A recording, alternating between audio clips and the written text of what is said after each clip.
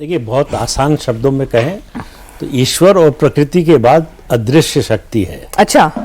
जो colonial power की hegemony को बरकरार रखने के लिए काम करती है। और इसका कोई चेहरा नहीं है, कोई व्यक्ति नहीं है, ये कोई औपचारिक संगठन नहीं है। तो इसमें तमाम तरह की लॉबीज है। इसमें जो है आपको एक्स प्रेसिडेंट्स मिल जाएंगे।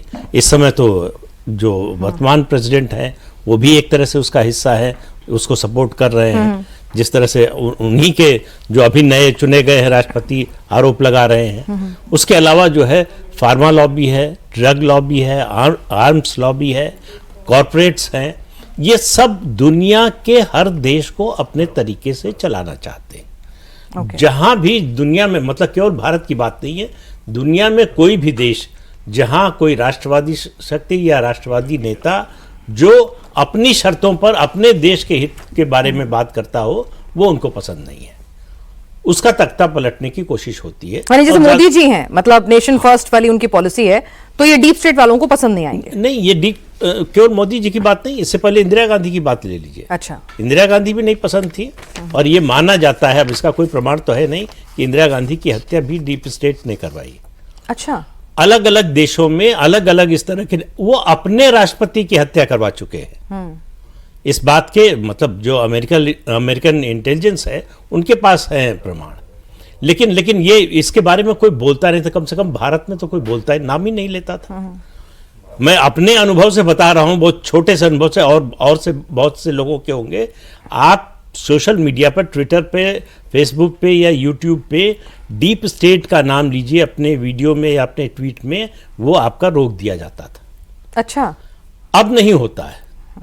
ये जो एस जयशंकर ने जाके अमेरिका में ओल्ड बिजनेसमैन का बिना नाम लिए जॉर्ज सोरोस का कहा, और उसके बाद जो अभी पार्लियामेंट में हो रहा है डीप स्टेट को लेकर जिस तरह से हमला हो रहा है, और राष्ट्रपति चुनाव के दौरान डोनाल्ड ट्रंप ने जिस तरह से हमला किया है, उसके बाद ये डीप स्टेट की बात ज्यादा होने लगी है, खुले तौर पर होने लगी है।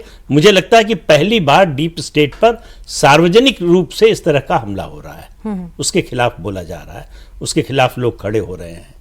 तो अब ये डीप स्टेट 20 जनवरी के बाद कितना ताकतवर रहेगा, क्योंकि इसकी ताकत तो वहीं से आती है। जो यानी डीप स्टेट कहीं भी हो दुनिया में, अमेरिका ही मोर और लेस फंडिंग करता है। अमेरिका ही करता है। अमेरिका, देखिए, अमेरिका के लिए 3-4 चीजें हैं। या तो आप दोस्त हैं या दुश्मन हैं, या तो आप क्लाइंट हैं या पोटेंशियल क्लाइंट हैं। भारत इन चारों परिभाषाओं में फिट नहीं बैठता है। तो भारत को स्ट्रेटेजिक पार्टनर कहते हैं। लेकिन कोई भी डीप स्टेट का कोई भी देश या कोई भी बड़ा देश किसी दूसरे देश को बराबर, मतलब अगर पार्टनर कह रहे हैं तो मतलब बराबरी का संबंध हुआ। तो बराबर का तो चीन को नहीं माना अमेरिका ने, भारत को कैसे मानेगा? लेकिन चीन को रोकने के लिए अमेरिका को भारत की जरूरत है, भारत को भी अमेरिका की जरूरत है आगे बढ़ने के लिए, चीन की दृष्टि से भी और जियोपॉलिटिक्स की दृष्टि से।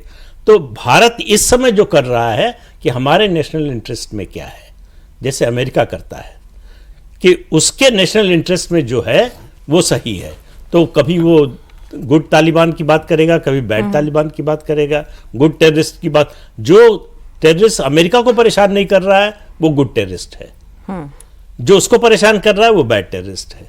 तो उनकी परिभाषा इस हिसाब से चलती है। ठीक है। तो अब भारत ने तय किया कि भाई, अमेरिका नहीं चाहता था कि रूस से जो है भारत के संबंध इस तरह के, खासतौर से सैंक्शंस के बाद। सैंक्शंस के बाद भी हमने S-400 खरीदा, तेल भी खरीदा। और उसी यूरोप को, जिसने सैंक्शन लगा रखे हैं, रिफाइन करके उसी यूरोप को भेजा। और यूरोप के कई देश ये मान चुके हैं कि भारत ने हमारी इकोनॉमी को बचा लिया। तेल और गैस ना हो तो उनके यहां तो महंगाई आसमान पे पहुंच जाती। ठीक है। तो ये बात जो है ये डीप स्टेट को पसंद नहीं आ रही थी, इसलिए लंबे समय से कोशिश चल रही थी। और 2024 के लोकसभा चुनाव में पूरी ताकत लगा दी उन्होंने। ये जो आंदोलन हुए उससे पहले, ये किसान आंदोलन, CAA के खिलाफ आंदोलन, ये सब इसी का हिस्सा था।